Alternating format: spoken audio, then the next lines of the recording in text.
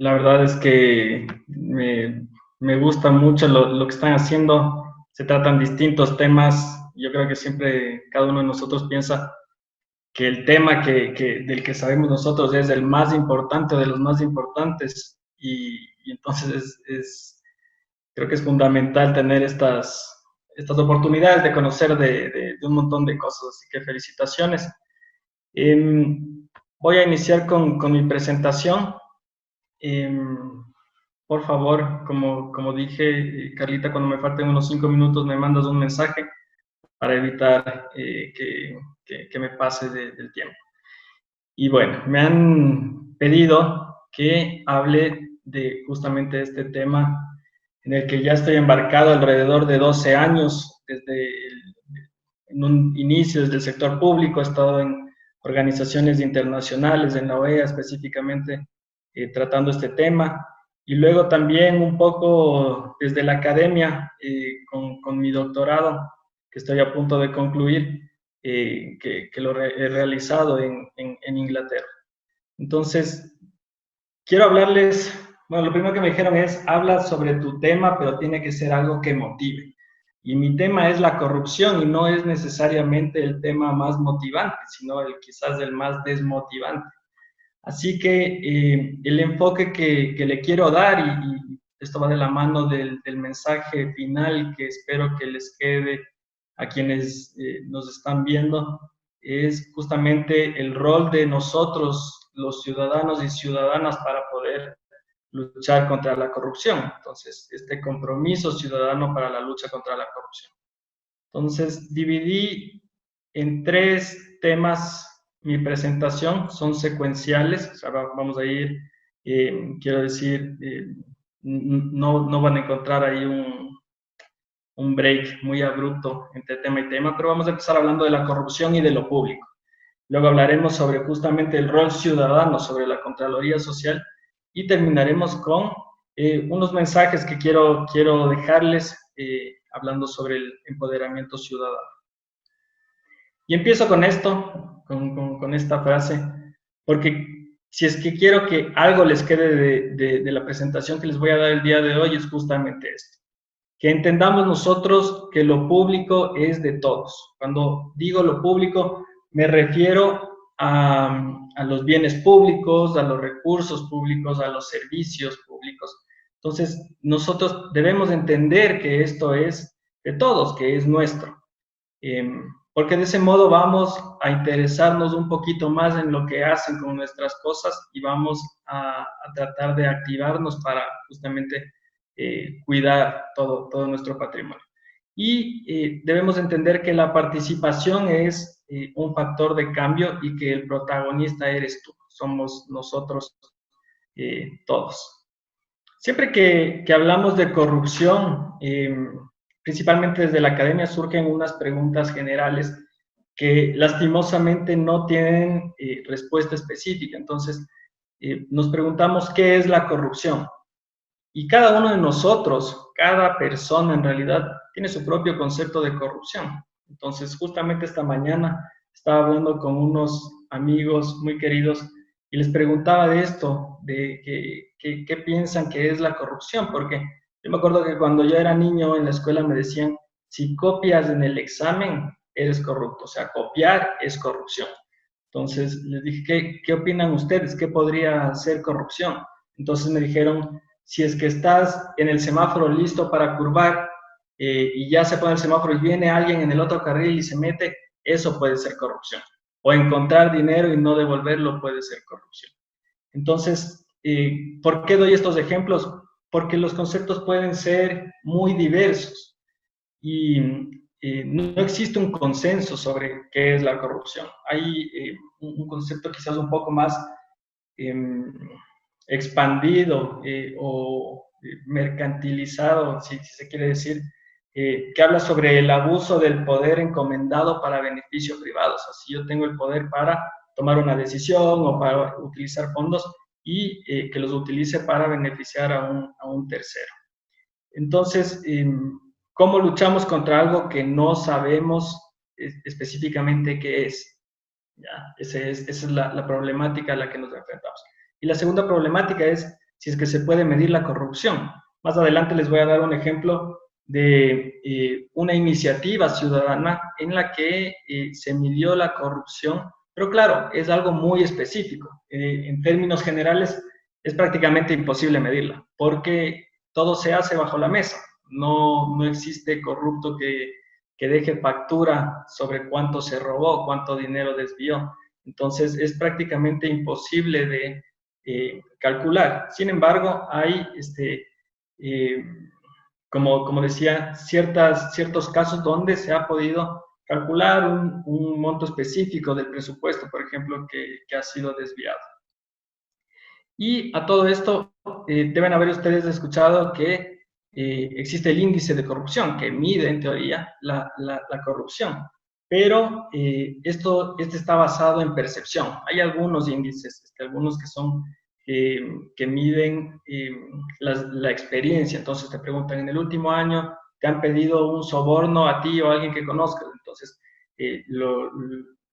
calculan el índice en este sentido, pero generalmente los que más salen en medios son estos de percepción, que es el de Transparencia Internacional. Entonces, claro que el Ecuador es de los países más corruptos del mundo. Bueno, quizás sí, quizás estamos mejor de lo que pensamos o quizás estamos incluso peor. Entonces, ¿por qué les cuento esto? Porque es importante que sepamos ¿por qué es tan difícil luchar contra la corrupción? Porque a veces creemos que si es que se toma una medida específica o si es que existe una ley específica que no la están pasando. Ahora estamos hablando mucho del tema de la ley de extinción de dominio, que es para retirar los bienes de quienes habrían incurrido en algún acto de corrupción. Y pensamos que con eso se va a solucionar. Y el problema es que, claro, es un tema muy, muy, muy complejo y por eso estamos como estamos. Por eso a lo largo de la historia no hemos podido solucionar este problema. Y cuando estudiamos también la corrupción, no sabemos realmente qué es lo que qué causa la corrupción. Entonces, cuando quienes estudiamos este fenómeno vemos que una de las causas principales es la inequidad. A mayor inequidad, mayor corrupción. Pero quienes estudian inequidad entienden exactamente lo contrario. Entonces entramos en estas trampas sociales en las que en efecto no sabemos por dónde ir y la respuesta general será que se necesita una integralidad de políticas públicas que ataquen a la inequidad y a la corrupción también. Pero hay otros problemas que solucionar. Entonces aquí les puse 3 ejemplos más porque son muchísimos. La desconfianza ciudadana, que les voy a hablar en la siguiente lámina. Dicen que la corrupción es causada por el subdesarrollo, pero también viceversa. Y lo mismo ocurre con la falta de institucionalidad. Entonces, este es un ciclo de corrupción que justamente, con el que justamente quiero ya entrar en el tema del rol de los ciudadanos y de la confianza que les dije anteriormente. Cuando existe un caso de corrupción, como ven en la presentación, lo que ocurre con el Estado es que el Estado pierde su capacidad de acción y pierde recursos. Entonces, puede generar menos obras de las que debería, puede implementar menos políticas públicas de lo que debería, y esto ocasiona que exista una desconfianza de nosotros, los ciudadanos y ciudadanas, en lo público. Entonces, decimos, ¿para qué vamos a dar plata, por ejemplo, de los impuestos al Estado si es que todo lo que damos igual se roba? Entonces, ya no confiamos en lo público.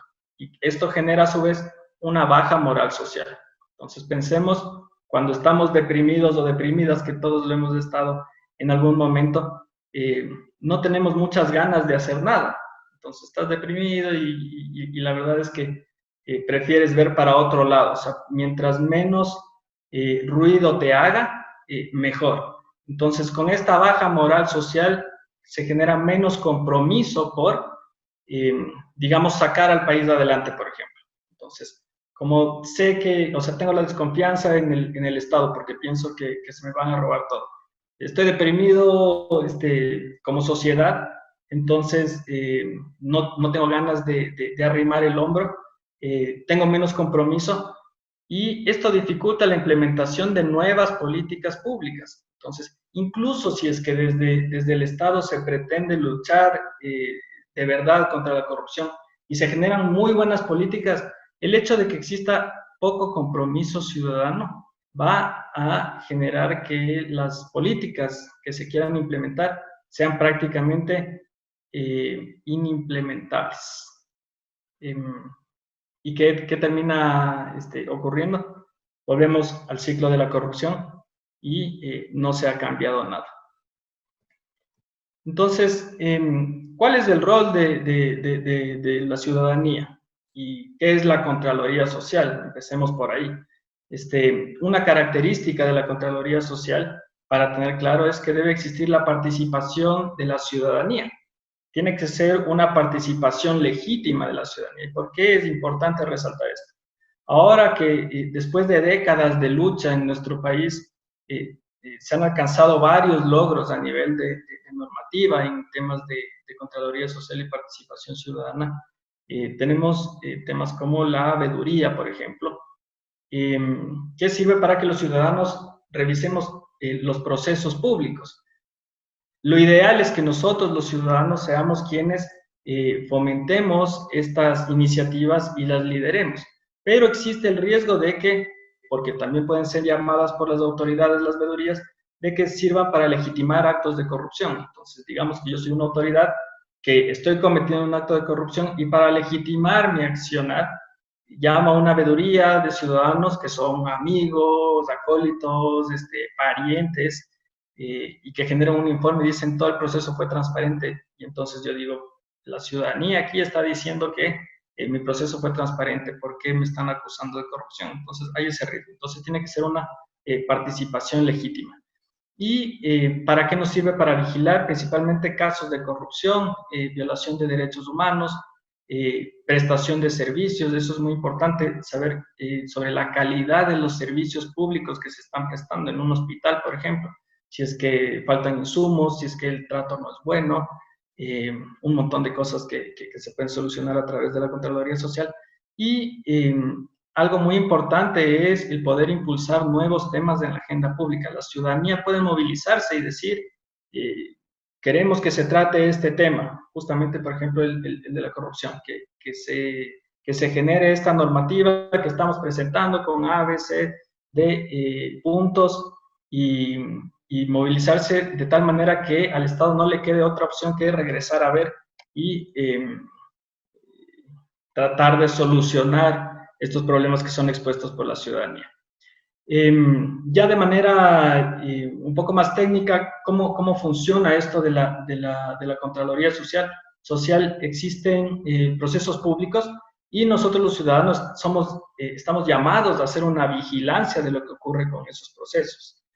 Como dije, ya existen desde hace algunos años, desde el 98 específicamente, a nivel constitucional, varios mecanismos de participación que podemos utilizar para ejercer nuestros derechos de participación. Entonces, nosotros vigilamos lo que ocurre en lo público y cuando encontramos algo, lo ideal es que sonemos o toquemos la campanita, sonemos la alarma. Denme un segundo que me está haciendo un mensaje aquí. Para que sean los organismos de control los que regresen a ver a lo que está diciendo la ciudadanía. Entonces decimos, aquí hay un caso de corrupción, ¿qué debería pasar? Los organismos de control regresan a ver y hacen una investigación más profunda y obviamente si es que existe el caso de corrupción, se podrá investigar y juzgar, ¿no? ¿Por qué es importante esto? Porque el Estado no tiene la capacidad de ver todo lo que ocurre en su interior. No existen tantos funcionarios en los organismos de control que puedan hacer esta vigilancia, pero ciudadanos estamos en todo lado. Entonces somos los ojos que el sistema mismo necesita para poder controlar lo que hace el sector público, los servidores públicos principalmente. Me voy a saltar esto por temas de tiempo y comentarles que hay varias buenas prácticas a nivel mundial sobre cómo los ciudadanos podemos intervenir en lo público y cómo podemos controlar lo público. Pero es importante que nos fijemos siempre en casos que son más similares, en cuyos contextos sean más similares al nuestro. Entonces, pueden haber 30 millones de iniciativas brillantes en Noruega que jamás se podrán implementar aquí en Ecuador, justamente por lo distinto que se maneja el contexto. Entonces, me encantaría tener 3 horas para explicarles cuáles son estas iniciativas, pero voy a hablar específicamente de una que se dio a mediados de los 90 en Uganda, en África, y que ha servido como base para muchas otras iniciativas a nivel mundial. Y todas estas, como ven en el mapa, las buenas prácticas vienen del sur global, como decía, con contextos similares. ¿Qué es lo que pasó aquí? Sabían que había muchísima corrupción, que se robaban muchísimo dinero en el sistema de educación. Entonces, el gobierno, digamos el Estado o el Ministerio de Finanzas, para ser más específico, daba, voy a poner un número, $100 al sistema de educación. Y calcularon que únicamente $13 llegaban ya a las escuelas, cuando debía ser el 100%. Entonces, fueron los ciudadanos los que se activaron, los padres de familia que veían que la educación de sus hijos estaba siendo comprometida y se movilizaron y empezaron a hacer un tracking del dinero desde que sale del Ministerio de Finanzas hasta que llega a las escuelas públicas. Y en un lapso de 5 o 6 años lograron que de los 100, cuando llegaban 13 en el 95, 1995, para el 2001 ya llegaban 80. O sea, hay un salto abismal ahí que refleja qué tan poderoso puede ser el accionar ciudadano. Es decir, el momento que tienes una comunidad comprometida a revisar que no se desvíen los fondos, a que te presten un buen servicio de educación, puedes cambiar algo gigante como es justamente el sistema de educación de un país entero. Entonces, este es un gran ejemplo. Otro ejemplo súper rápido es el de los presupuestos participativos de Porto Alegre. Una parte del presupuesto se da para que los ciudadanos decidan en qué gastar y cada ciudadano sabe de qué sufre. Entonces, ninguna autoridad va a saber exactamente qué es lo que se necesita, sino que son los ciudadanos mismos los que conocen qué les está faltando. Entonces, una vez que empezaron a implementar los presupuestos participativos y vieron que se estaban implementando estas obras, se generó mayor confianza en la ciudadanía. Acuérdense de lo que les decía al inicio, de que la gente no quiere regresar a ver porque siente que le roban la plata. Aquí lo que se logró es que, como la ciudadanía estaba decidiendo en qué gastar, y luego estaba haciendo el seguimiento de si es que se estaba gastando correctamente, y vieron que en efecto era, o sea, si es que tú tienes alguien que va a robar y nadie le está viendo, lo más seguro es que robe. Pero si es que tiene ojos atrás vigilándole, quizás ya no lo haga. Sería muy tonto de su parte hacerlo. Entonces, eso es lo que ocurrió. Y entonces la ciudadanía empezó a confiar en el Estado, en lo público, y incluso empezó a pagar los impuestos que debía pagar. O sea, siempre se evaden impuestos, tú tratas de evadir impuestos porque al final dices, ¿para qué pago si es que me robo? Entonces aquí pasaba lo contrario, voy a pagar porque sé que al final del día esto va a representar algo bueno para mi comunidad. Y a nivel regional, pero a nivel ecuatoriano, quiero comentarles, ya cambiando un poquito el tema, existen todos estos ejemplos. Y nosotros en Ecuador, como ciudadanía, somos bastante reactivos, o sea, nos movilizamos mucho, quizás no tanto en los últimos años, pero a finales de los 90, por ejemplo, inicios de los 2000, todos sabemos que se derrocaron a 3 gobiernos. Entonces, esto sí es una ventaja, que es tener una ciudadanía activa, creo que ya estoy con el tiempo, que se moviliza, pero somos reactivos. Entonces, le votamos al presidente y al día siguiente ya no nos interesa qué es lo que pasa. Por eso somos súper reactivos. Pasa algo y nos quejamos, y está súper bien quejarse. Pero estudios académicos mismos lo confirman, que una vez que logramos el primer objetivo, nos apagamos y nos dispersamos. Y no damos seguimiento, no hacemos monitoreo, por ejemplo, cuando se trata de políticas públicas o para tratar de cambiar parte del sistema que es el problema. Entonces, cuando son casos de corrupción, por ejemplo, con Abdalá Bucaram, se le votó a Abdalá Bucaram, y ya, ahí quedó. Y lo mismo pasó con Lucio Gutiérrez y tal. O sea, no damos seguimiento a las soluciones, solo reaccionamos.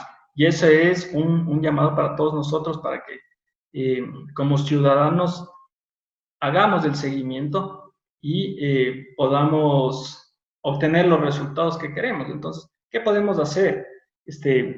Como ciudadanos, involucrarnos en lo político, que no necesariamente quiere decir en la política electoral, pero sí con temas de participación eh, en las calles o desde la casa se pueden hacer algunas cosas. Entonces, podemos, por ejemplo, empezar revisando la información subida a los portales web en las instituciones públicas. Generalmente se sube, mejor dicho, por ley tiene que subirse la información de lo que se hace en cada institución pública, pero yo me atrevo a decir que casi nadie la revisa, porque cuando yo he revisado, principalmente por mi investigación doctoral, veo que la información es pésima y entonces nadie se queja y eso quiere decir que nadie la está leyendo.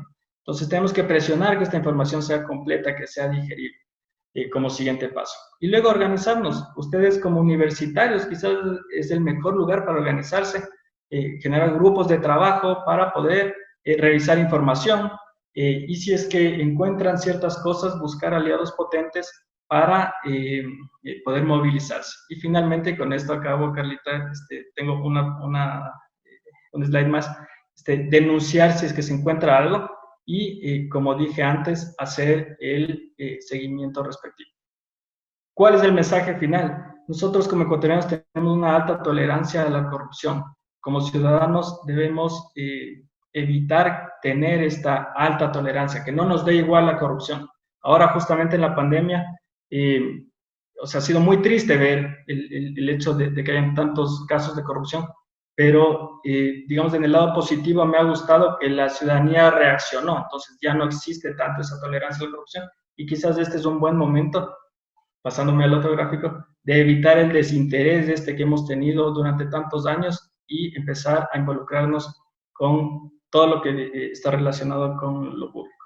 Y nuevamente, con todo esto, entendamos que lo público es de nosotros. Si roban algo en el Estado, nos están robando a nosotros.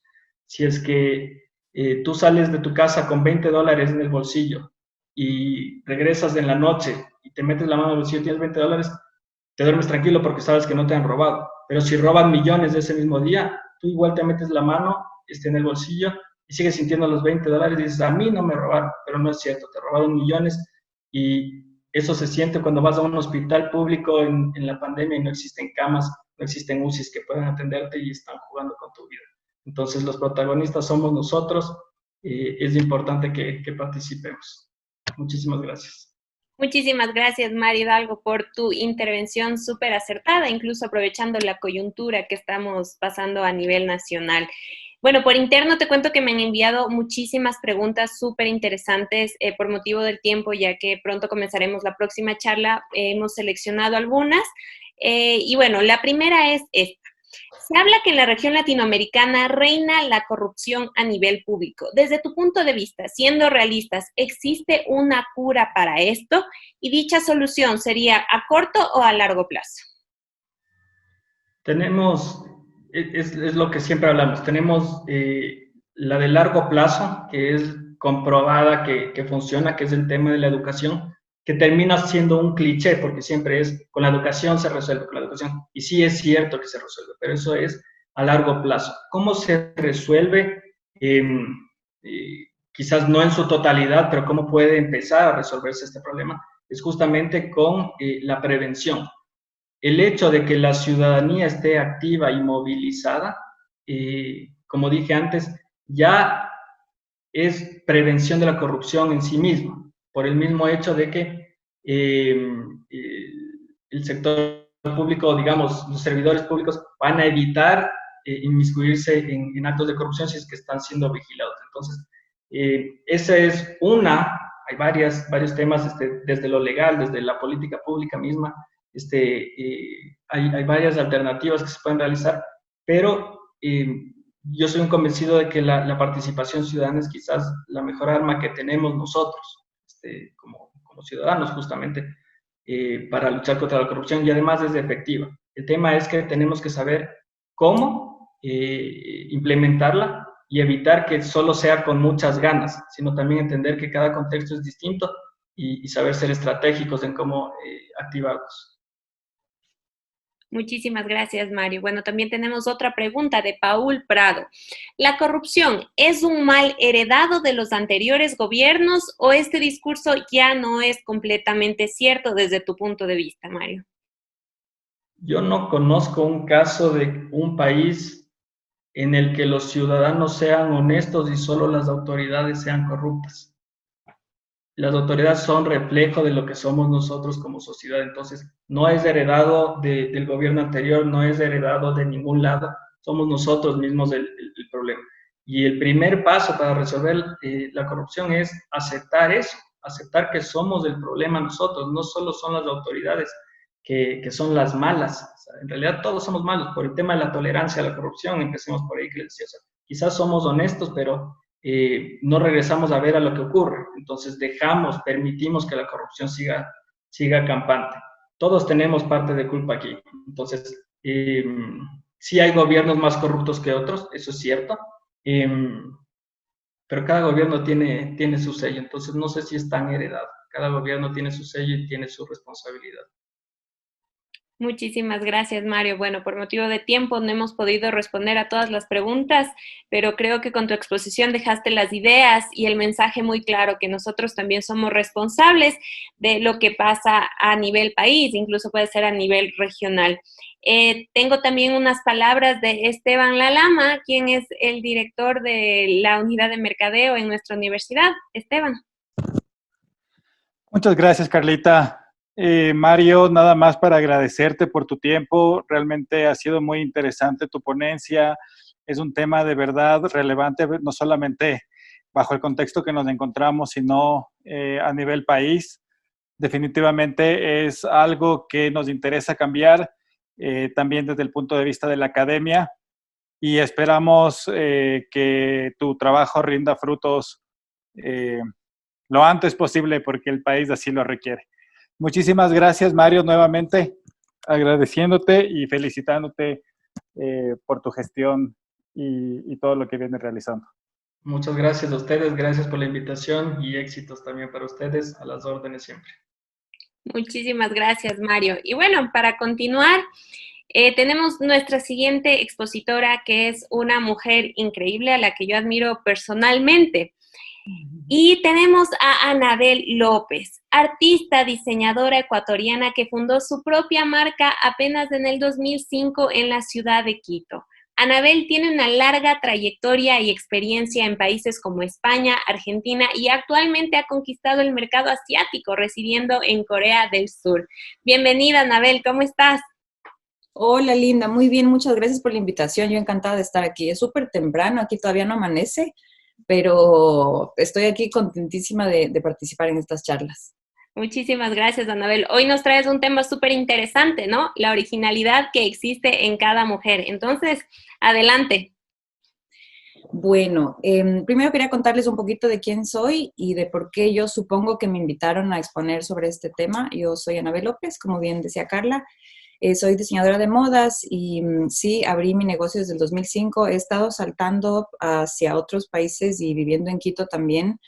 Como que tengo las patas calientes, creo, y no me acostumbro en un solo lugar, así que siempre estoy como yendo y viniendo. He vivido en Argentina, en España, en Corea y en Ecuador. Así que he presentado mi trabajo, he tenido la oportunidad de presentar mi trabajo en varios lugares y creo que me han escogido para este tema porque si es que comparo mi vida con la vida de mis amigas, por ejemplo, de mi edad, es súper diferente y se podría decir que es un poco original. O sea, decidí no tener hijos, me casé pero me divorcié y creo que no me voy a volver a casar. Así que creo que sí es una vida como bastante original. De hecho, mi carrera tiene que ver mucho también con la originalidad de la mujer. en cierto grado, porque también tiene que ver con tendencias, y tendencias uniformaliza, en cambio, a la sociedad. Yo siempre intento de alejarme de las tendencias, así que siempre trato de que la moda sea más una expresión del interior de cada persona, y cada persona es diferente, así que tiene que ver mucho con la originalidad. Así que creo que me han escogido para exponer sobre este tema por esas razones, por lo original que es mi vida, y por esto de la moda, que tiene también mucho que ver con la expresión de la unicidad de la persona.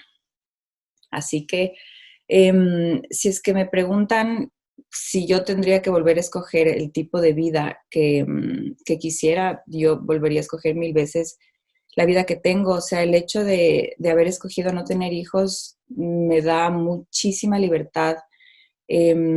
Ahora he vuelto a estudiar, así que yo tengo ya 40 años, acabo de cumplir 40 años, y soy estudiante otra vez de una maestría que va a ser en coreano. Estoy aquí en Corea, en una isla que se llama Jeju, y todos mis compañeros tienen 20 años menos que yo. Así que creo que las cosas que uno decide son siempre independientes a lo que hace el resto, y es algo que pasa siempre en la sociedad. Uno es enseñado que su vida tiene que ser de esta manera y de esta manera y de esta manera, y en realidad uno tiene que escoger lo que le hace más feliz. O sea, si te pones a ver la vida normal, la vida que te pide la sociedad que tú tengas, es más bien rara. O sea, levantarte todos los días a la hora que no te quieres levantar para hacer un trabajo que generalmente no te gusta hacer, tener un poquito de tiempo libre para ti. En ese tiempo libre tienes que ir a ver a tus hijos, tienes que enseñarles a hacer deberes, tienes que gastar todo ese income que tú haces haciendo lo que no te gusta en comprar las cosas que necesitas para sobrevivir y para estar como en un estatus que generalmente la sociedad te pide que estés, o para pagar un colegio que te pone a ti en un estatus que la sociedad te dice que es el que tú quieres tener. Entonces es como medio extraño. Estamos siendo un poco esclavos del sistema y estamos perdiendo esa originalidad y esa felicidad interna que de verdad deberíamos enfocarnos más en. O sea, si es que, porque hay encuestas que dicen que el 70% de la gente odia lo que hace generalmente en su trabajo, y solamente el 30% de la población mundial hace lo que le gusta. Entonces creo que eso nos hace como seres humanos muy, muy robóticos, y nos mata un poco la originalidad, porque no tenemos chance de ser felices. Y cuando uno está feliz es cuando se vuelve creativo, y cuando está feliz es cuando está haciendo lo que realmente a uno le gusta, cuando es uno mismo, cuando es original. Así que creo que es súper importante que busquemos un camino que nos alimente de verdad, que nos llene como personas, que nos saque ese lado original, que nos haga ser creativos, y así creo que podemos aportar también al mundo, ¿no? Así que como diseñadora también hay tendencias que supuestamente tengo que seguir, porque siempre antes de cada año te dicen, bueno, estas son las tendencias que van a venir el próximo año, así que si es que haces eso, eso es lo que se va a vender, eso es lo que va a pasar, eso es lo que la gente quiere comprar, estos son los colores que están. Pero es como volver a lo mismo, ¿no? Volver a lo que el sistema te está diciendo que tienes que hacer, porque así es como tienes que vivir, porque si no lo haces, no vas a vender. Y no estoy de acuerdo. Entonces, no me gusta seguir tendencias. Siempre intento irme más bien en contra de las tendencias cuando tengo una cliente, por ejemplo, que se quiere hacer algo a medida, que generalmente ya no hago mucho, pero cuando lo hacía, lo que intento o lo que intentaba es conocer primero a la persona, saber qué es lo que quiere expresar de sí, qué es lo que quiere mostrar, qué es lo que quiere tapar, y no tanto dónde quiere encajar. O sea, sí a dónde tiene que ir, pero no tanto parte de qué quiere formar, sino más bien intento que la moda sea parte de una expresión individual, de una expresión interior de cada persona, y me encantaría que cada persona se vista completamente diferente porque creo que así debería ser. Como todos somos diferentes, todos nos deberíamos vestir súper diferente. Así que esto no sucede lastimosamente, especialmente aquí en Corea, la sociedad es súper homogénea. Por lo menos en Ecuador uno sí ve como distintos así estilos. Uno sí puede leer más o menos a la persona, depende de lo que lleva puesto, pero aquí en Corea es una uniformalización total. La sociedad es requete homogénea. Si es que uno va a una tienda, por ejemplo, y quiere comprarse una chaqueta, la chica que te vende, lo primero que te saca es la chaqueta que más se vende. Y te dice, esta es la chaqueta que más se vende. Y todo el mundo quiere lo que más se vende. Entonces, todo el mundo quiere verse igual. Si es que alguien se ve súper diferente o si es que alguien es súper original, eh, ya es feo directamente. Me acuerdo cuando yo recién llegué, tenía unos pantalones tejidos a mano, así de colores y con las bastas súper anchas. Y estaba en un ascensor, yo ya sabía un poco de coreano, y les oigo a unas señoras como hablando de mi pantalón, así, oye, ¿viste ese pantalón? ¡Qué feo! Y yo les entendí, es como que lo diferente es directamente feo aquí. Y es esa poca aceptación a lo que sale de los parámetros que están impuestos socialmente en general. Así que quisiera que no caigamos en eso nosotros, que busquemos nuestra individualidad, que en lugar de siempre estar viendo hacia afuera, que miremos, nos tomemos el tiempo de ver hacia adentro también, saber quiénes somos, saber qué es lo que queremos, qué buscamos y que trabajemos en esto, ¿no? Que luchemos por encontrar una vida que de verdad nos haga felices, o sea, que no solo nos encaje en el sistema, sino que nos haga de verdad ser únicos, ser nosotros mismos. Y con la moda estoy intentando hacer esto. Quiero siempre que cada colección tenga un concepto detrás que diga, que explique algún momento o mío o específico de la sociedad o que se exprese de alguna manera, que diga una idea, que no simplemente sea una pantalla que no dice nada, sino que más bien tenga como una base que alimenta esa imagen. Así que eso es la moda para mí, es expresión. Aquí yo he notado que como tienen este sistema y han tenido ya por muchos años, ellos a partir de la guerra de Corea se quedaron sin nada, absolutamente sin nada, y se dedicaron a la educación, o sea, pusieron todos los pocos recursos que tenían en la educación y eso les salvó en realidad, porque ahora son increíbles, ¿no? Todo el mundo ya sabe quién es Corea y lo increíbles en tecnología que son, incluso el K-pop está arrasando con todo. Eh, Tienen muchas novelas que se ven en todo el mundo, así que es que como que Corea salió de no tener nada, invirtió un montón en su educación y ahora es un paisazo. Y lo hicieron súper bien, pero cuando se enfocaron tanto en la educación, se volvieron un país súper competitivo. Ellos cerraron las puertas y empezaron solo a producir sus cosas y a consumir sus cosas.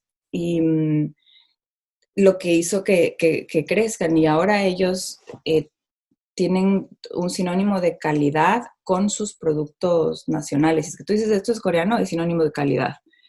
Y eso es increíble. Pero claro, se basaron tanto en ser tan competitivos que, que la competencia ahora es tenaz y los chicos son súper estresados. La primera razón para el suicidio juvenil aquí, para la muerte juvenil aquí es el suicidio. O sea, se suicidan los guambritos un montón porque se estresan un montón porque tienen que competir tanto para llegar a los mismos lugares que el sistema les está diciendo que son los que tienen que llegar. Por ejemplo, tienes que entrar a un colegio y tienes que sacar de la madre para entrar a una universidad, a las 3 universidades mejores.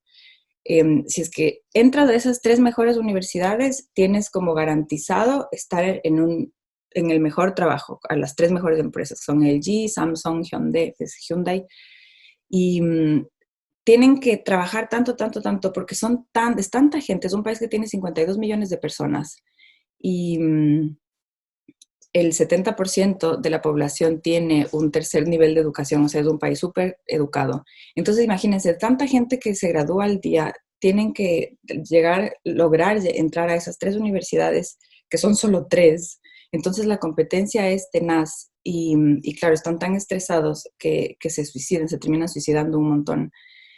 Y cuando entran a esa universidad tienen que también sacarse tanto a la madre para entrar a estas empresas.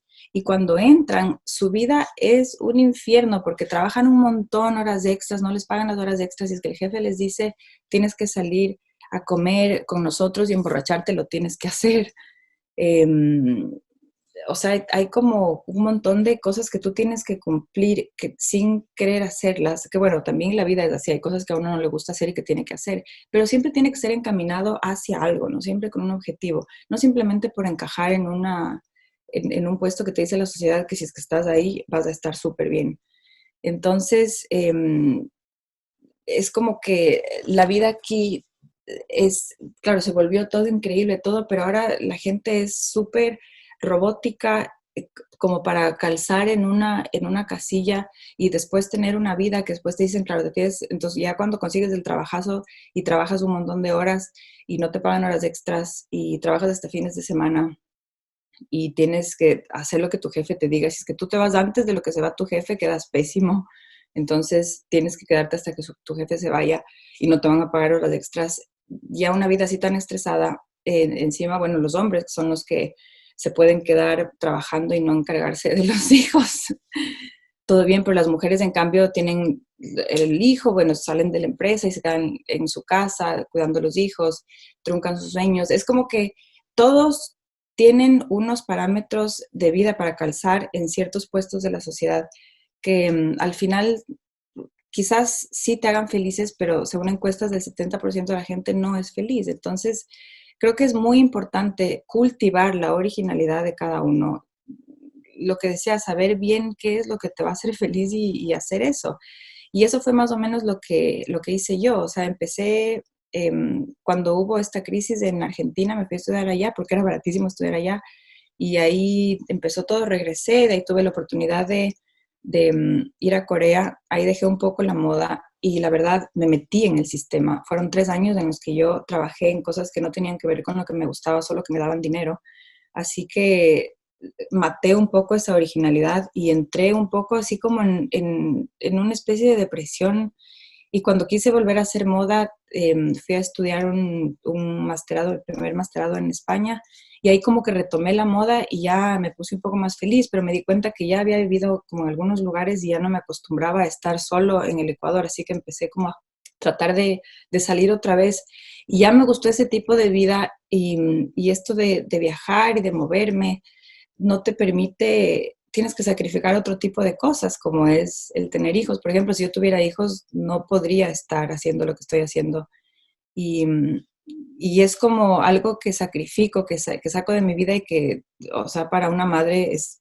A mí nunca se me despertó el instinto maternal, pero creo que para una madre es como súper importante el tener hijos, ¿no? Como las reproducciones, incluso, o sea, parte de la humanidad para que podamos seguir surgiendo, pero es como una decisión que yo tuve que tomar, un sacrificio que tuve que hacer por mí mismo, o sea, por seguir cultivando esa vida original que quiero seguir teniendo y que me hace de verdad feliz. Así que es como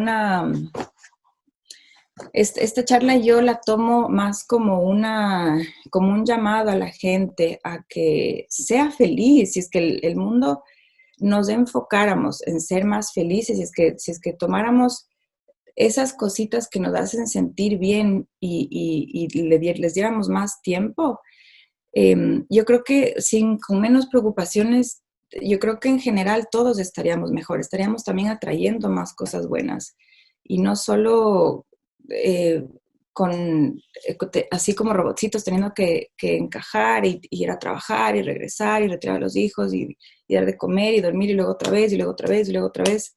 Es como que estamos muy encasillados y por eso también es tan fácil manipularnos a nivel país y a nivel mundo. O sea, con esto del virus también está siendo tan fácil manipularlos, porque claro, estamos como enfocados en las cosas que no nos gustan, que no nos hacen miedo, que tenemos que hacer, que no estamos un poco como saliendo, dejando que nuestro espíritu salga y cree y se tenga un poco de expansión, ¿no? Sino que estamos más bien como que súper controladitos ahí. Así que esto es un llamado para que la gente recapacite un poco y haga las cosas que les hagan sentirse más felices. Yo creo que eso es todo lo que tendría que decir. Son 10 minutos antes de lo que se termine, de lo que se termina. Así que si me quieren hacer preguntas, yo encantada de la vida les contesto. No sé si quieren saber más sobre mi vida, no sé qué es lo que les interesaría saber. Muchísimas gracias, Anabel, por tu intervención. Y sí, tengo algunas preguntas de algunas personas que creo que se han inspirado mucho con tu discurso el día de hoy. Y la primera es una súper interesante. Me preguntan, ¿cuál fue el momento wow en tu vida donde supiste que querías dedicarte al diseño?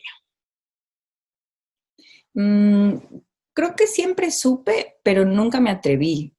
O sea, yo estudié una carrera diferente al principio, relaciones públicas, porque nadie era diseñadora de modas y yo pensaba que como nadie era diseñadora de modas, no iba a poder yo sustentar mis gastos con la moda, así que estudié una carrera completamente diferente.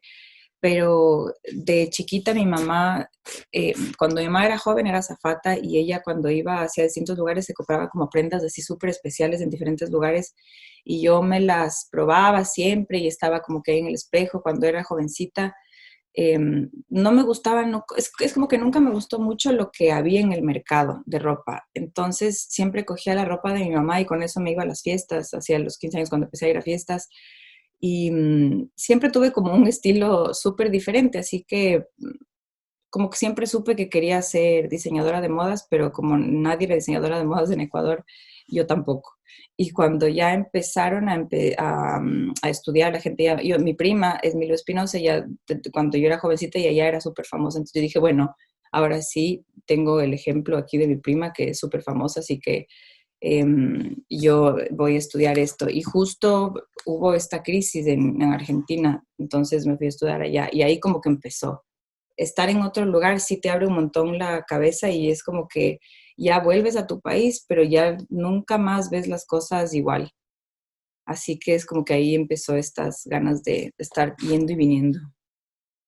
Muchísimas gracias. También tengo otra pregunta que dice, ¿cuál ha sido el mayor reto que has tenido que superar dentro de esta industria? Cuando llegué acá a Corea, me invitaron a presentar una colección. Después de que yo ya había vivido aquí, me fui de regreso y estuve en Ecuador unos 5 años. Y aquí ya había hecho amigos y uno de estos amigos empezó a trabajar en Pro Ecuador y él ya había abierto mercados de plátano, de camarón, de rosas, de chocolate, de lo típico que productos ecuatorianos que salen, ¿no? Pero él quería como expandir un poco hacia otros tipos de servicios que puede brindar el Ecuador. Entonces me invitó a hacer un desfile de modas aquí. Y yo como no había vivido aquí en 5 años, y como les digo que no me gusta esto de seguir tendencia, entonces ni siquiera averigüé qué es lo que se estaba usando aquí, nada, simplemente me inspiré en un concepto, puse como que una onda media asiática de la experiencia que yo había tenido y traje esa colección y no gustó. No gustó, o sea, yo preguntaba, ¿no? Hacia la gente, a los coreanos, y las chicas me decían, es diferente, y aquí lo diferente es directamente feo. Entonces, es como que también yo que tengo estas ganas siempre de ser súper original y diferente, también me toca un poco adaptarme dependiendo de la sociedad a lo que vaya, y eso creo que es el mayor reto que he tenido, porque eso es lo que menos me gusta hacer. Entonces, ahora como ya entiendo la sociedad, cómo funciona, siempre tengo que, cuando hago las colecciones, siempre tengo que pensar un poco en lo que se pondrían, porque al final si es que haces una colección súper loca y no la vendes, tampoco te sirve, ¿no? Entonces siempre como tratando de guardar este lado original y tener siempre un concepto que haga que tu colección diga algo, es súper importante, pero ahora ya creo que, al menos en el mercado coreano, sí me tengo que adaptar. Entonces, creo que ese ha sido el mayor reto, como tener que saber qué es lo que los coreanos van a usar y a partir de eso hacer una colección que encaje en ese mercado. Perfecto. Otra más. ¿Cuál sería el mensaje que tú das a las mujeres o niñas que están inspiradas en seguir una carrera artística? Que la sigan. O sea, yo por cobarde no hice moda, que es lo que me gustaba, lo que siempre supe que me gustó. Desde chiquito hubiera tenido 4 años más de experiencia, que seguramente a esa edad yo hubiera tenido otro tipo de inspiración, seguramente. O sea, quizás mi idea conceptual en general de la moda hubiera sido un poquito distinta, un poquito más rica, si es que yo hubiera empezado lo que yo quería hacer de verdad desde chiquitita. Entonces, mi consejo es que lo hagan, o sea, que no tengan miedo de que, ay, esto no me va a dar dinero, porque creo que siempre que uno tiene una meta así súper clara y siempre que uno está haciendo lo que le hace feliz, eso como que hace que todo te salga, que las oportunidades salgan. O sea, yo aquí en Corea se me han abierto tantas oportunidades por estar súper enfocada en lo que quiero. Cuando llegué yo traje esta colección y supe que no se iba a vender porque o sea, lo que se estaba vendiendo era otra cosa y como les digo, aquí no siguen mucho a lo que es muy diferente. Entonces, yo dije, bueno, lo que tengo que hacer es vender esta ropa a alguien, a algún artista, a alguna K-pop, a alguna de estas bandas, alguna actriz, a alguien. Entonces necesito conocer a alguien famoso, que me presente a alguien famoso que necesite una ropa que sí sea diferente porque sea de escenario y que me la compre. Y tenía eso metido en la cabeza y es algo que, o sea, puede ser tan lejano, pero si es que uno está con la idea así bien fija en la cabeza, yo empecé a averiguar amigos, así gente conocida, oye, ¿conoces a algún famoso? Oye, tú. Encontré una persona que me podía presentar a un chico que aquí es famoso desde la India y tiene un restaurante. Fui al restaurante, me hice amiga del man, me invitó después a una fiesta y ahí conocí a un productor de bandas y me dice, ah, sí, justo estoy lanzando a esta banda, se llama Yepuda, y vamos a hacer el evento de lanzamiento y tal. Y yo así, bling, los ojos, y yo, ay, ¿tienes la ropa? Y me dice, no, todavía no. Le digo, ve, yo coincidencialmente tengo aquí unos looks chéverísimos que te pueden interesar, no sé qué, obviamente gratis, ¿no? Para que los manes me hagan la publicidad y poder meterme un poco en ese mercado. Y le gustó, a él le gustó, porque claro, era ropa como de escenario. Entonces fui, les hice el fitting y al final me terminó comprando. Entonces, sin miedo, si es que uno tiene la idea súper fija en la cabeza, no tanto pensar en el cómo lo vas a hacer, sino en qué es lo que quieres y qué es lo que así de verdad tendrías que hacer para ser feliz y para realizarte más y para expandir tu espíritu más. Y las cosas se dan, o sea, es muy loco, pero las cosas se dan. Así que sin miedo. Lindo. Y bueno, tengo otra pregunta muy personal que nos hace una de nuestras asistentes y dice, hay una expresión muy conocida que es más fácil superar la quiebra de un negocio a un divorcio. En base a tu experiencia personal, Anabel, ¿cómo tomar un divorcio para tener más fuerzas para cumplir nuevos proyectos en una sociedad donde aún se estigmatiza a una mujer divorciada, como alguien que ha fracasado, pero en tu caso, tomarla como una mujer de éxito luego de dicho suceso? Qué buena pregunta. Bueno, yo creo que en Corea sí es estigmatizado todavía, se le estigmatiza a la mujer divorciada, pero aquí en Corea es tenaz, o sea, una mujer divorciada es súper mal vista. Entonces las pobres se tienen que aguantar forever en unos matrimonios infelices por el miedo a lo que diga la sociedad. Así que por suerte en Ecuador no es tan así, pero yo tuve la suerte, entre comillas, de vivir el luto de mi matrimonio en el matrimonio. Entonces, cuando me divorcié, más bien fue como, al fin salí de esta tortura, de este infierno, de este dolor. Pero claro, es algo súper complicado. Al principio ni siquiera decía yo que era divorciada. Incluso hasta ahora a veces ni digo que me casé. O sea, es como que ya fue algo pasado, ya lo borré, ya no necesito que esté en mi vida. Yo ahora soy amiga de mi ex esposo y está todo bien. Pero es como que yo creo que hay que hacer lo que más te sirve a ti, ¿no? Si es que a ti te sirve tenerlo eso como una experiencia y tenerlo como siempre presente y como que decir que eres divorciada, todo bien, pero quizás no, ni siquiera lo necesitas, o sea, quizás simplemente necesitas como dejarlo ir y, y que no esté ya tan presente, o sea, yo a veces hasta me olvido, digo mi exnovio y no es mi ex esposo, pero es como que ya no lo tengo tanto en mi vida y creo que eso me ha ayudado mucho a superarlo, o sea, hay trabajos aquí en Corea, siempre te preguntan em, sobre tu, ¿cómo se dice? Si es que eres soltero, casado, divorciado, siempre te preguntan. Y a veces yo ni digo, o sea, porque yo sé que para ellos sí, sí pesa. Y si es que no pesa para mí, no tiene por qué pensar para ellos ahora. Entonces es como que yo ya lo tengo bien, bien allá. Ahora tengo la suerte de no haber tenido hijos con él y quizás eso me ayude también a desligarme, pero creo que las cosas que nos pasan, las cosas malas que nos pasan, sí nos sirven para aprender algo siempre. Pero ya aprendiste lo que tuviste que aprender y ya. O sea, hay que dejarlo ir, que ya no sea parte de tu vida. Porque si es que te vas a seguir toda tu vida, siempre vas a tener como algo ahí, un peso ahí que no te sirve para nada.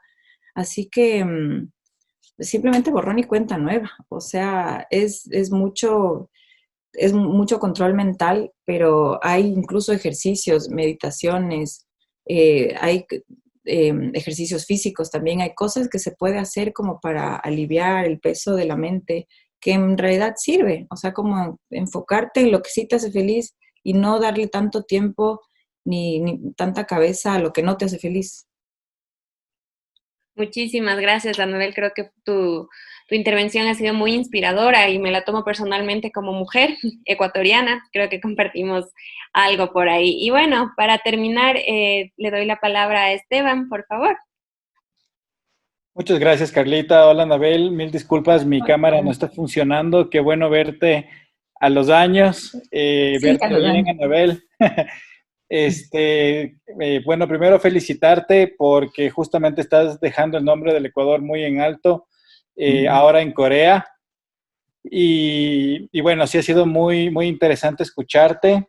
Sé yo de tu trayectoria, de tus primeros pasos cuando estabas también por acá. Eh, Pudimos en algún momento conversar acerca de esto y me parece súper chévere donde estás. Como bien dices, es necesario tener las metas fijas y eres una muestra de que si uno se concentra y se enfoca en realmente hacer las cosas de la mejor manera, pues estas se Sale. dan y que no hay que tener miedo de perseguir nuestros sueños, ¿no? Eh, También, bueno, felicitarte como referente realmente, además, bueno, de que estás sacando también la cara por el género, ¿no es cierto? No solamente a través de un discurso, sino que haciendo las cosas. Nosotros como Universidad UTE tenemos un observatorio de género y para nosotros es muy importante justamente la equidad y que las oportunidades sean para todos y todas por igual. Entonces, por eso era tan importante para nosotros contar contigo, Anabel, nuevamente agradecerte por tu tiempo. Sabemos que estás fuera de horario completamente, lo hace más duro para ti, pero una vez más nos dejas ver todas las ganas que tienes y nada, solamente desearte lo mejor de aquí en adelante para tu carrera y ojalá sepamos todavía más de ti por los medios, que sepamos más de ti por las revistas y que veamos el nombre de Anabel López muy en alto. Muchísimas gracias, Esteban. Y yo todavía estoy en Ecuador, o sea, no es que me vine y me voy a quedar aquí forever, sino que voy a estar ahí yendo y viniendo como desde hace años, así que nos veremos por ahí seguro. Chévere, chévere. Muchísimas gracias entonces, estamos en Gracias contacto. gracias a ustedes, chicos, a las Muchas órdenes gracias, siempre. Un Anabel. abrazo. Muchísimas gracias. Y bueno, para continuar con nuestra última charla del día de hoy, tenemos la presencia de Andrés Gustavo Ortega Ojeda, que es el director de la carrera de medicina veterinaria en la Universidad UTE. Bueno, su carrera es doctor en medicina veterinaria y zootecnia y también es inspector del honorífico en el control de tráfico de vida silvestre. Andresito, ¿Me escuchas? Hola, buenas tardes. Sí me escuchan, ¿verdad?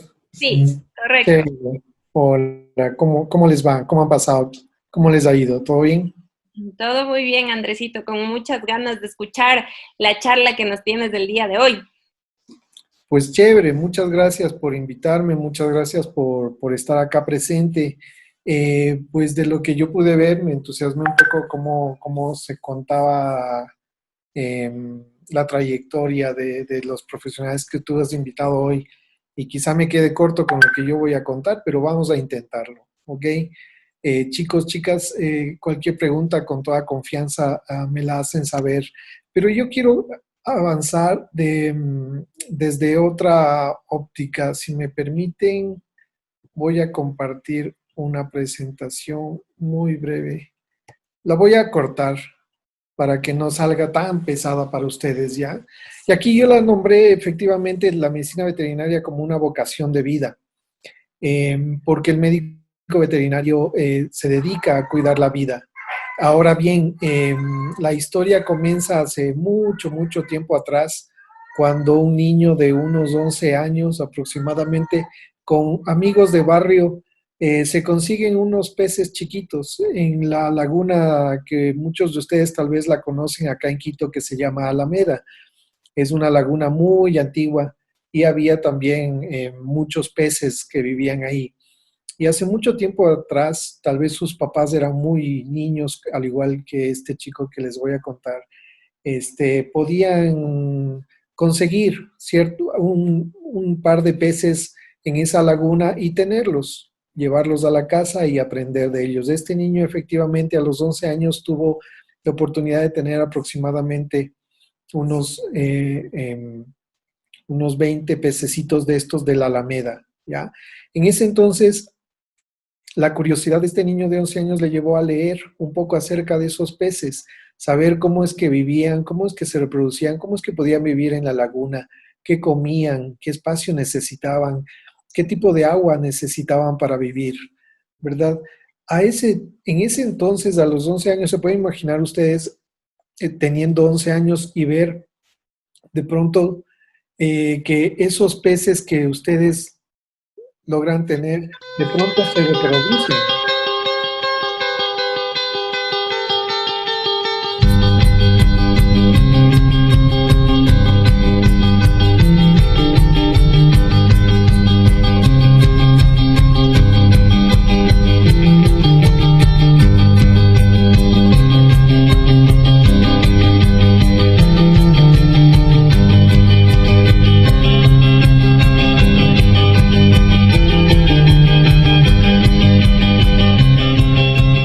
Pues para ese niño de 11 años eso marcó la vida.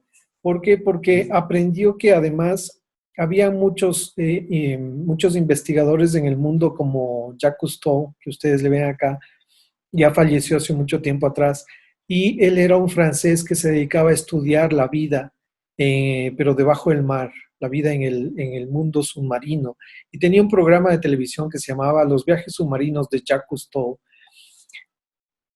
Y si ustedes se pueden imaginar ese niño de 11 años encantado con que sus peces se habían reproducido en las tinas de agua que él se había puesto, pues encontró en Jacques Cousteau un ejemplo a seguir. Y ese niño de 11 años quería entonces ser biólogo marino como Jacques Cousteau y soñaba con viajar con Jacques Cousteau y soñaba con aprender acerca de la vida debajo del agua. Ese niño pues se dio cuenta a los 11 años que tenía que estudiar alguna carrera que le lleve a culminar sus sueños con la vida silvestre, pero le fascinaba siempre lo que tenía que ver con la vida bajo el agua.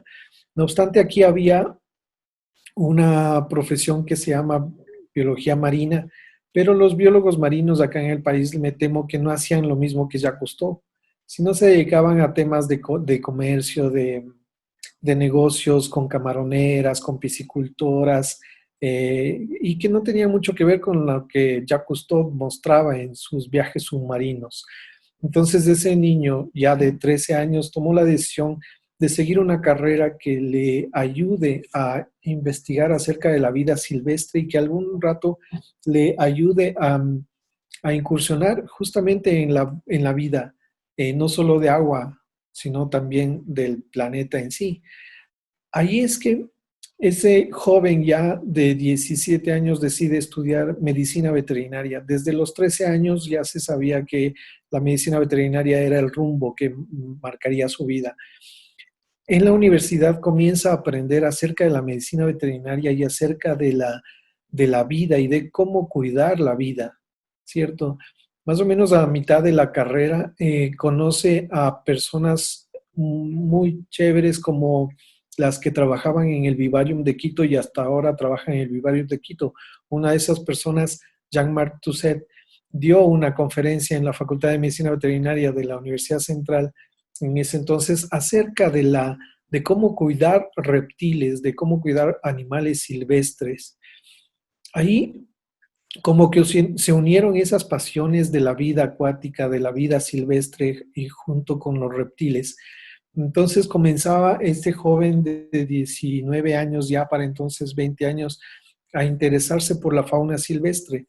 Antes de graduarse, antes de salir por ahí por el 98, decide hacer un voluntariado en el zoológico de Quito, en Guayabamba. En ese entonces la Fundación Zoológica se hacía cargo del zoológico. Entonces comienza a ver la primera pasantía formal de medicina veterinaria en el zoológico de Quito, en Guayabamba. Y una de las tareas principales era justamente cuidar de los animales silvestres que llegaban al zoológico.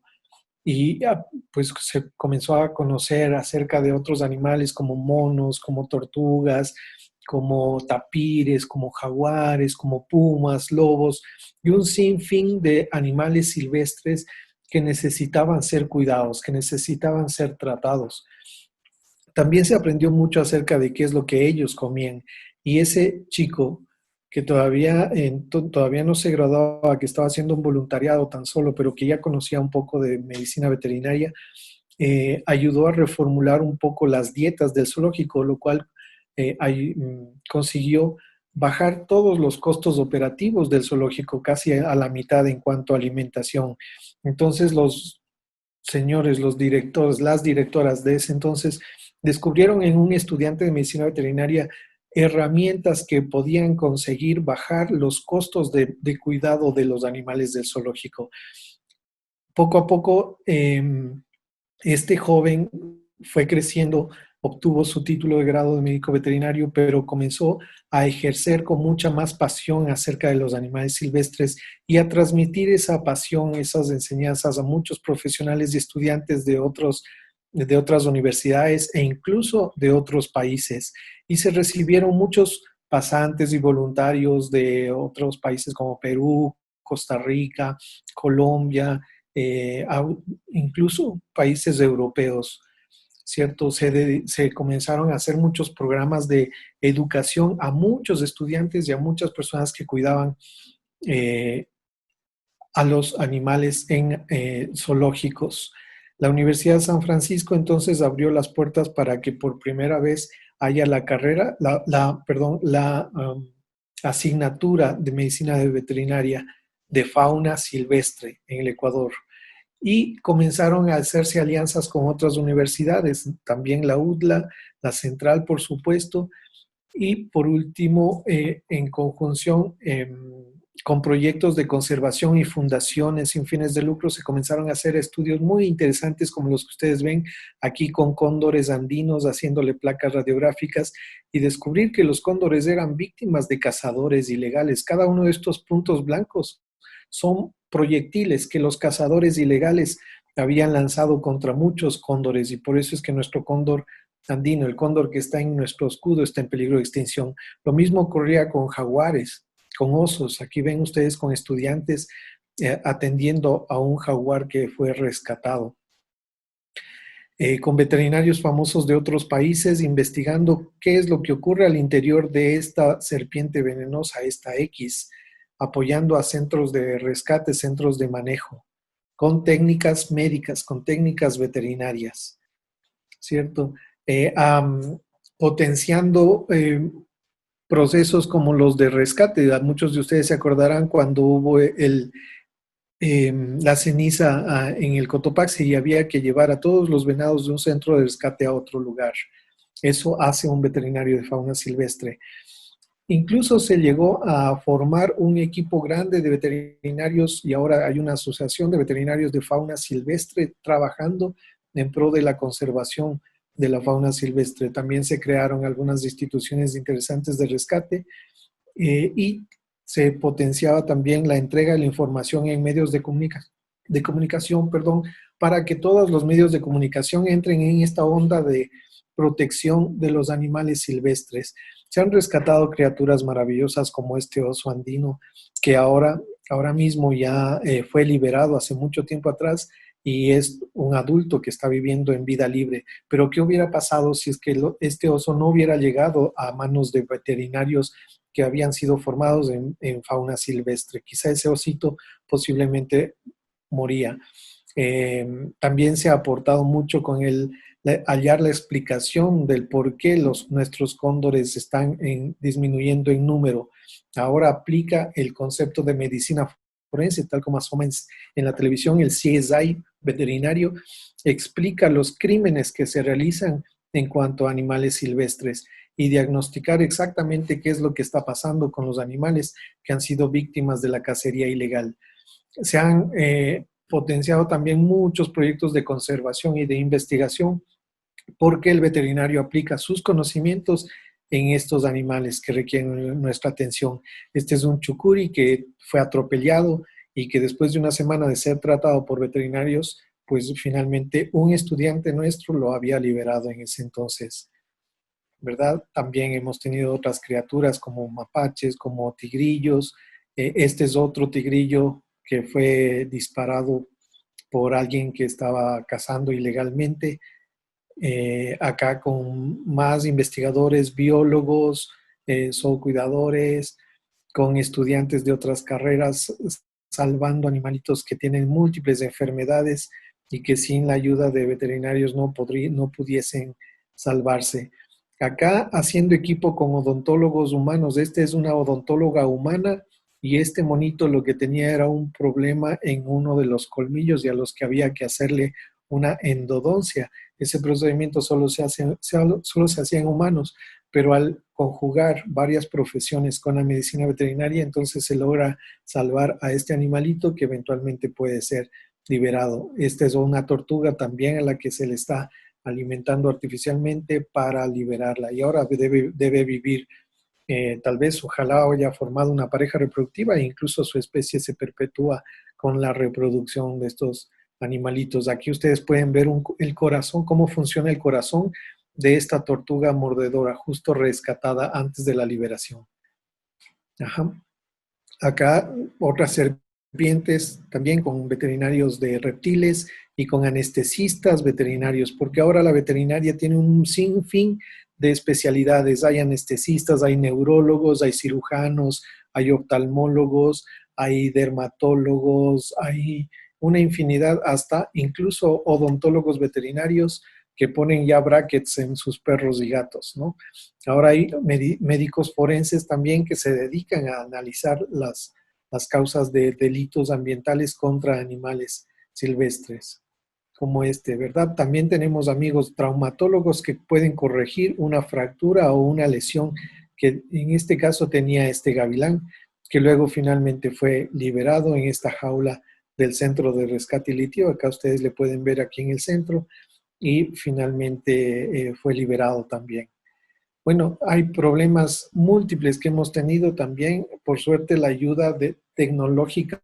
Ahora la medicina veterinaria no se desapega de la ciencia, de los avances tecnológicos que hay en el planeta. Y entonces las herramientas de diagnóstico que ahora se aplican en humanos tranquilamente se pueden aplicar también a animales para salvaguardar su salud. Aquí ustedes pueden ver sacando un perdigón de este gavilán.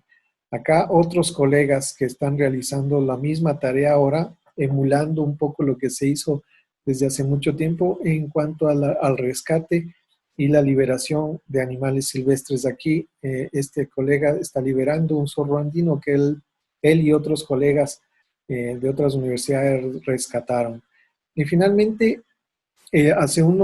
hace 1 año y medio atrás, la UTE toma la posta en todo lo que es medicina de fauna silvestre y ahora abrimos la puerta a la nueva carrera de medicina veterinaria en la Universidad UTE, en donde se potencia muchísimo el tema no solo de medicina de perros y gatos, sino también la medicina de animales de producción, animales que van a servirse en su plato de comida, sino también animales silvestres.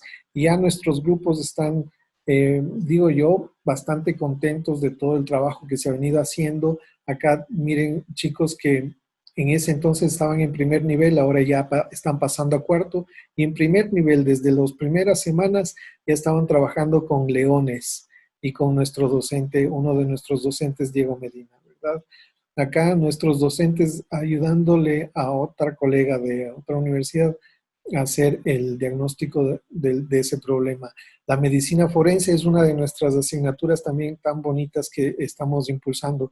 Y ahora mismo, este viernes y sábado tenemos otra campaña de esterilización en donde todos nuestros chicos están participando muy entusiasmados en el control de la natalidad de perritos, para que no haya tanto perro abandonado y estos perros abandonados eventualmente puedan ir a los páramos a competir con animales silvestres.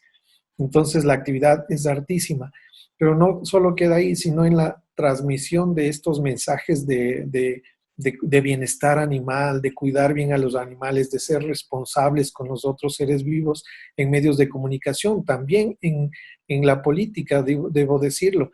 Acá se puede ver que estamos en el pleno de la Asamblea Nacional antes de la pandemia, enseñándoles a los asambleístas acerca del bienestar animal y acerca de la necesidad de tener leyes que protejan a nuestros animales, potenciando también la educación a los miembros del Ministerio del Ambiente para que ellos sepan cómo cuidar a los animales en vida libre y, por supuesto, a los estudiantes de diferentes universidades y de diferentes escuelas. Quiero decirles que esto de la pandemia no ha sido una dificultad para nosotros, y acá ustedes pueden ver a nuestros chicos a través de clases virtuales y que han estado de cierta manera muy entusiasmados con toda esta situación y con toda la carrera en la Universidad UTE.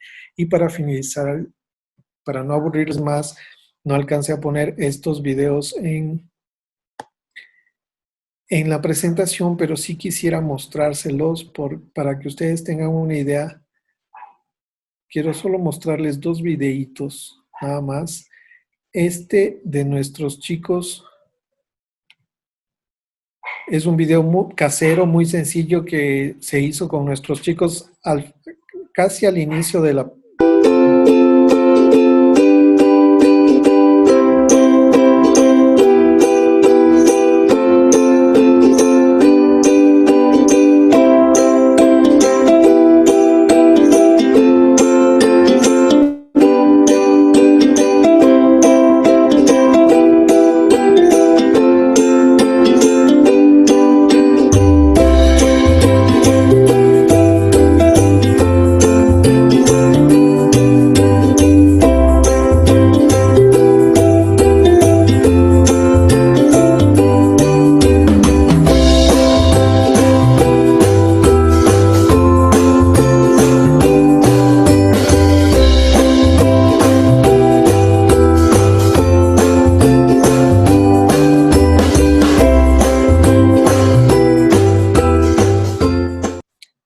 Y bueno, pues yo les comencé contando la historia de un niño de 13 años que comenzó a ilusionarse con la protección de la vida. Y pues ahora, pues el camino ya nos ha llevado a tantas chéveres experiencias. Ahora ese niño tiene 48 años y soy yo. Y pues me ha llevado a tener experiencias tan bonitas como esta última de la semana anterior. Aquí se puede ver que estamos chequeando un osito que había sido rescatado por gente del Ministerio del Ambiente y que...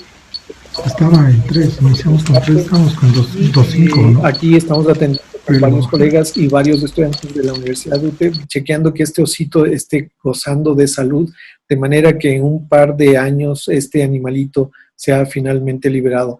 Esos anhelos que se tenían desde chiquito de cuidar la vida, y ese ejemplo que se tenía de Jacques Cousteau, poco a poco se van haciendo realidad cada vez que se rescata un animal, cada vez que se sana un animal y cada vez que se protege un animal, viendo que todos los seres vivos finalmente de este planeta gocen de bienestar y de que nosotros los humanos seamos un poco más conscientes con ellos en cuanto a la protección de todos los seres y del planeta. Eso en cuanto a lo que puedo resumir un poquito. Muchas gracias por escuchar, yo espero que les haya gustado. Muchísimas gracias, Andresito, por contarnos tu experiencia personal. Bueno, tengo algunas preguntitas. La primera es, ¿cuál ha sido la experiencia más llenadora que has tenido en tu profesión? Pues creo que ha sido las liberaciones de animales. Una de las que más ha marcado nuestra vida fue el rescate de un cóndor que se llamaba Felipe. Fue el primer cóndor que se fue liberado con un rastreador satelital colocado por la Fundación Cóndor Andino y por la Fundación Peregrine Fund. Y fue súper chévere porque fue darle una segunda oportunidad de vida a este cóndor que pudo haber muerto y hubiéramos tenido un cóndor menos volando por nuestro espacio aéreo y finalmente lo pudimos liberar. Fue una de las experiencias que más ha marcado nuestra vida. Pero debo decirles que finalmente esa historia súper chévere también marcó en sentido negativo, porque pasaron 8 meses para que un cazador ilegal lo dispare y lo mate.